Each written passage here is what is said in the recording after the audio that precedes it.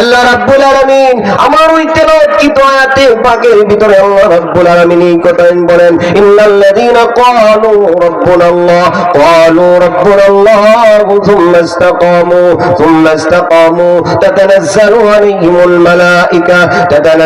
আলাইহিমুল মালাইকাতু আল্লা তাখাফু ওয়া লা তাহজানু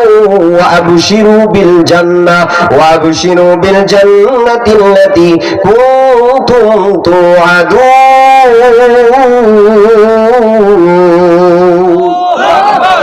আল্লাহ রাব্বুল আলামিন এই কথাই বলেন, ইন্নাল্লাযীনা ক্বালু রাব্বুনাল্লাহ,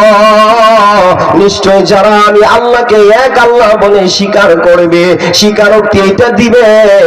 ইন্নাল্লাযীনা, নিশ্চয় যারা ক্বালু রাব্বুনাল্লাহ, এই কথা বলবে আমাদের রব আল্লাহ,